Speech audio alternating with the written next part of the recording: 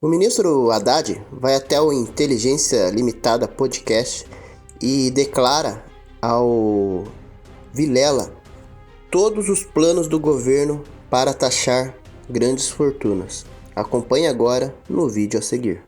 A segunda proposta do presidente Lula na área tributária era o quê? Isentar até 5 mil. Ele falava, eu tenho que botar o pobre no orçamento e o rico no imposto de renda. Ou seja, fazer o rico que ganha mais de 1 milhão por ano e não paga imposto, passar a pagar um mínimo de imposto. Então vamos supor que ele pague de 1 milhão, ele paga 40 mil. Pagou 4% de 1 milhão. Ele completa 6. Por que o número mágico é 10? Por quê? Porque é o seguinte, quando você vai ver o que paga um policial militar, uma professora de escola pública, uma enfermeira, você pegar a alíquota de quem ganha até 5 mil, a alíquota de quem está na proximidade de 5 mil é 10%. Tá. Então, assim, as ia pessoas... diminuindo conforme ia aumentando, é isso? Não, era para ir aumentando... Como é? Hoje, desculpa, O Vitor Rocco bebe água. eu tô saindo de uma sinusite, então quando eu entro no estúdio, eu dou uma pioradinha.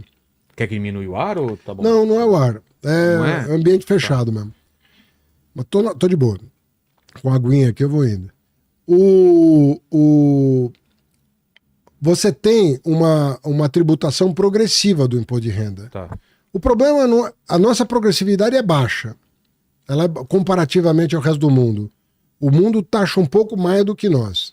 O problema não é isso. O problema são as isenções.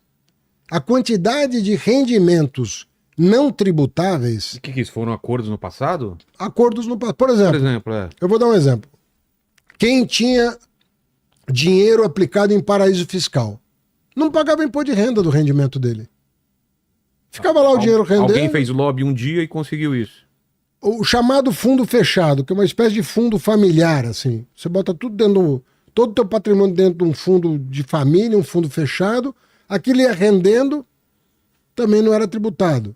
Não tinha o chamado come-cotas, assim, a partir do momento que aquele patrimônio vai crescendo, você vai pegando um pouquinho daquilo como imposto de renda. Então, várias brechas foram sendo criadas para favorecer, não é o andar de cima, é a cobertura. Paga por ele. E o resto pagava por ele. Então o que nós estamos falando, você da cobertura, você vai pagar o que todo mundo paga aqui, pelo menos. Vamos falar então, Né? quer falar disso ou vamos continuar? Porque eu queria tirar umas dúvidas ainda sobre isso. Não, fica à vontade. Então, eu queria entender como que funciona isso. Você apresenta isso para o Congresso, então, essa ideia, Sim. né, dessa isenção. E aí, quais são os passos, o que pode acontecer, como funciona isso? Vocês têm um trabalho de Qual que é o meu esclarecer para a trabalho? população. Não, Qual é o seu primeiro trabalho? assim, nós vamos ter aí alguns meses de debate, o que é ótimo. Claro, tem Quanto que ser. mais debate, quanto mais a sociedade estiver envolvida, melhor.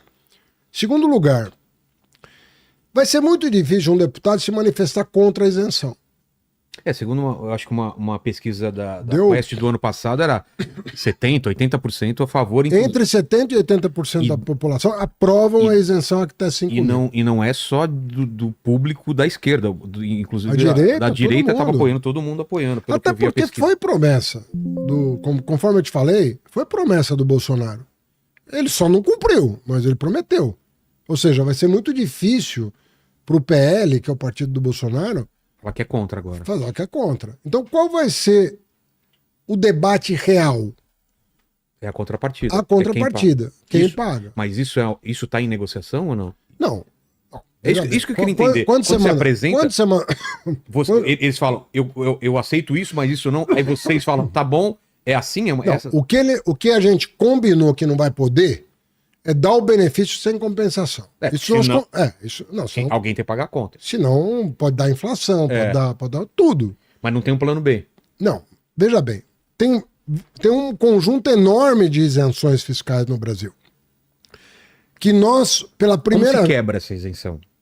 É fácil? Você falar agora não tem mais isenção ou não? Vocês podem fazer isso? Pode, a lei permite. Tá. A isenção é um benefício.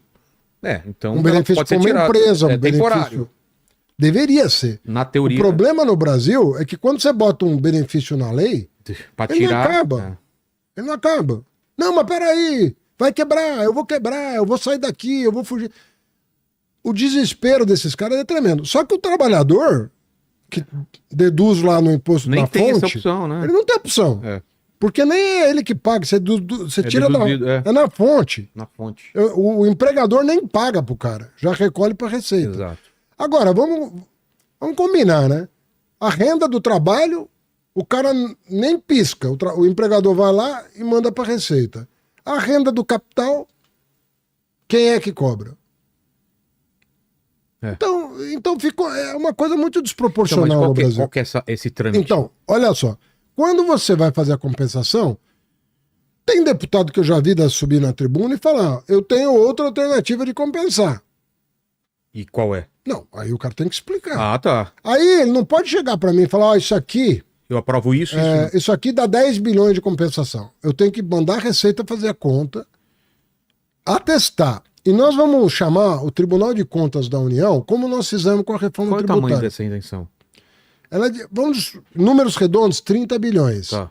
Então vão deixar de entrar 30 e vão ter que entrar 30 para compensar esses 30. Tá?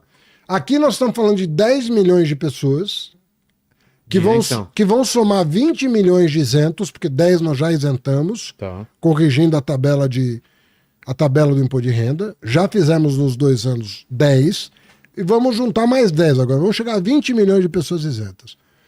Do outro lado, são 140 mil pessoas que hoje não pagam nem 10% de imposto de renda, contra uma professora de escola pública que paga 10% de imposto de renda. Você chamar uma professora aqui de escola pública, ela mostrar o olerite dela para você, você vai ver que o imposto efetivo dela é em torno disso ou mais. Tá. Então, se uma professora de escola pública, que é a profissão mais Nobre. nobre que um país pode valorizar, né? Minha mãe, professora de português, escola pública. Se ela paga 10% de imposto de renda, por que o super rico não paga? Nem 10%. Agora, se ele paga 3%, ele complementa 7%. Se ele paga 14%, a lei não afeta, alcança. não alcança ele.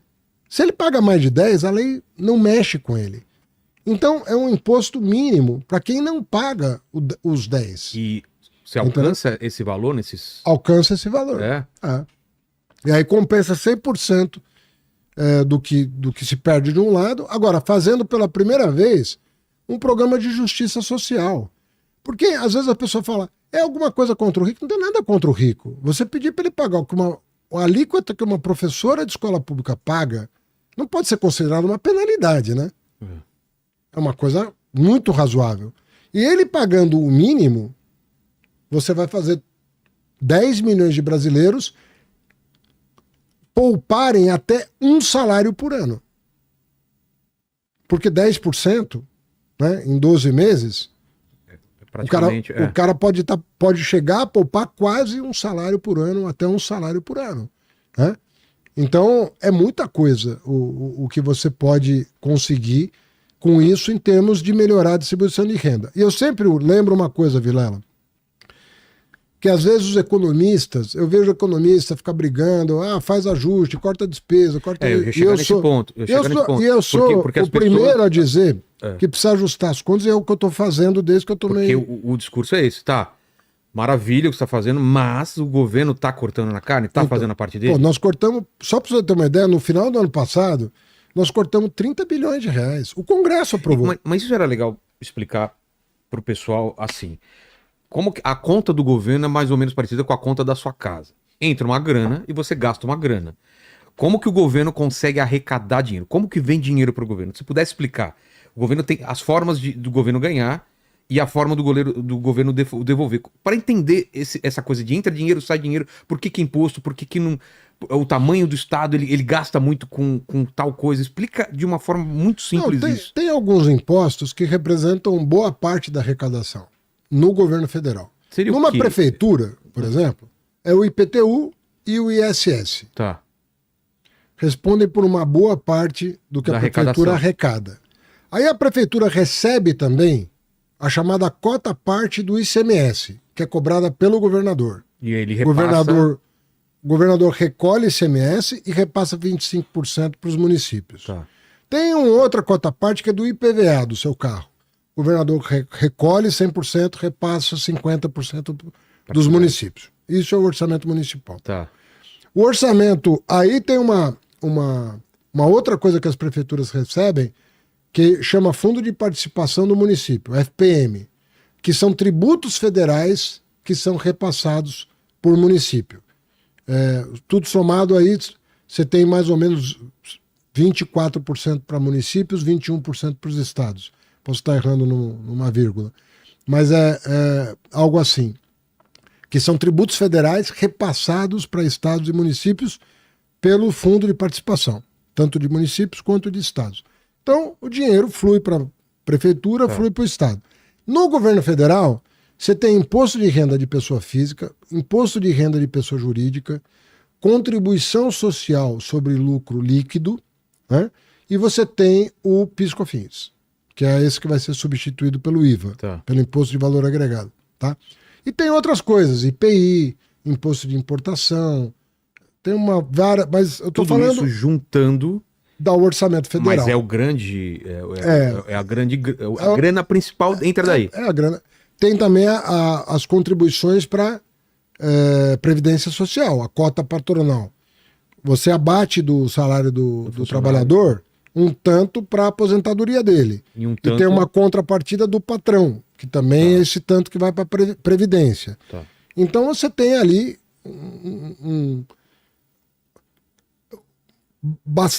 uma sopa de letrinhas ali que compõe o orçamento. Isso está entrando pro governo, pro Brasil. Isso. E você tem um custo desse Brasil. Você tem um custo dessa máquina para fazer ela funcionar, não tem? Mas não é isso que pega. O que pega é o seguinte: você tem quase R$1 trilhão de aposentadoria que você tem que pagar. Quer dizer, estou falando aí, para você ter uma ideia de um orçamento de... E essa pirâmide está se invertendo, né? Antigamente a gente tinha mais gente jovem, menos gente aposentada, e está cada vez mais gente aposentada e menos gente...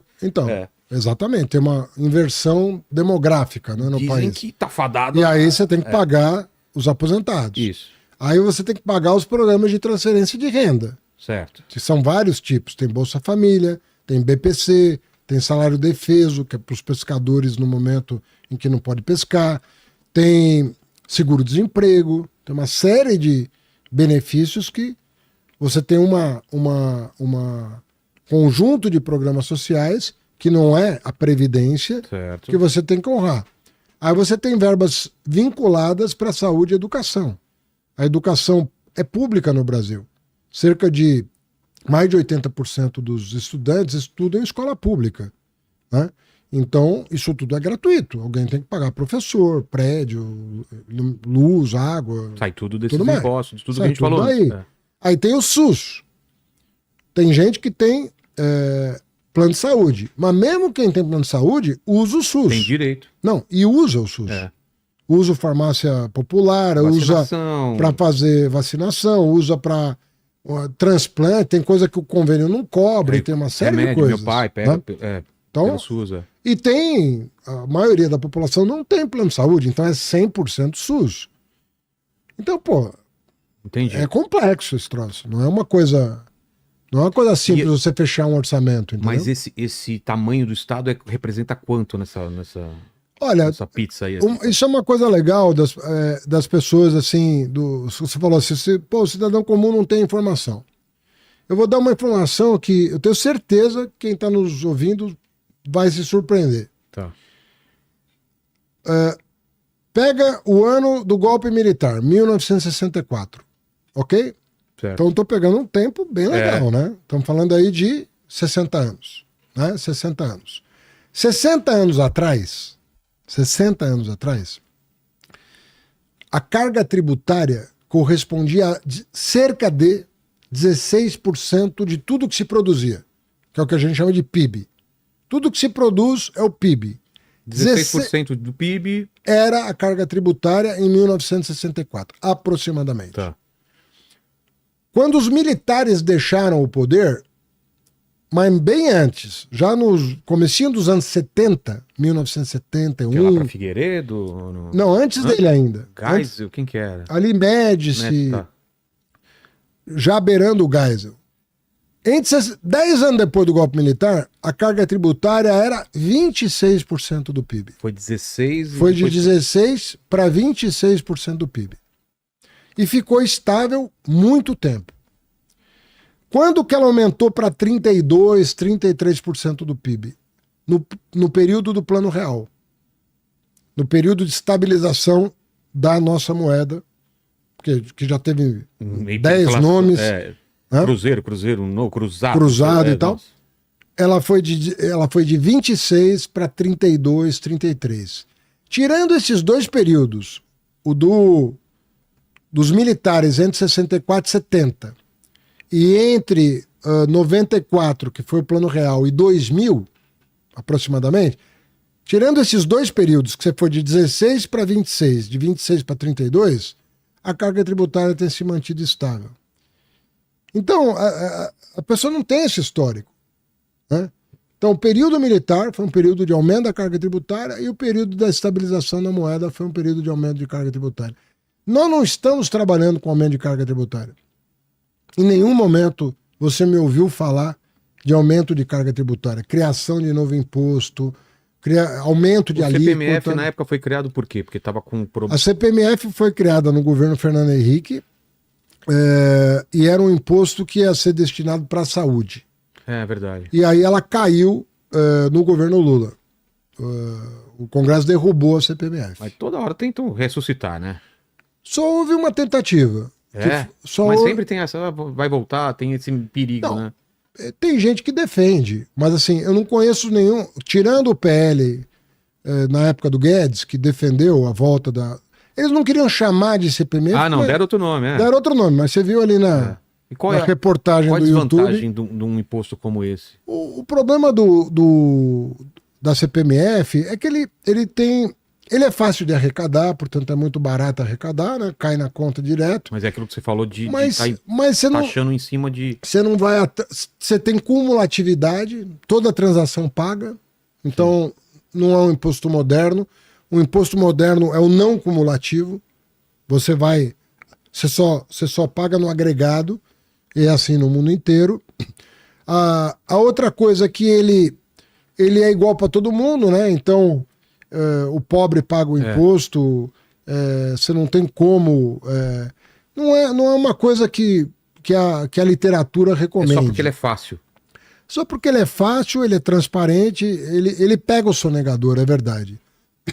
Mas há outras formas mais inteligentes de você formalizar a economia por meio da digitalização do sistema tributário que está na agenda do Ministério da Fazenda, dos bancos, do Banco Central, que é esse processo de modernização da economia. Mas um imposto digital, como foi pensado no governo Bolsonaro, não está na plataforma política hoje de nenhum partido. Acho que nem sei se o candidato do Bolsonaro vai defender isso em 2026. Muito impopular, né? Acredito que não. Acredito que eles vão abandonar essa ideia. Mas eles quiseram carimbar na gente isso por causa de uma portaria da Receita Federal que visava colocar as fintechs dentro do universo do sistema financeiro.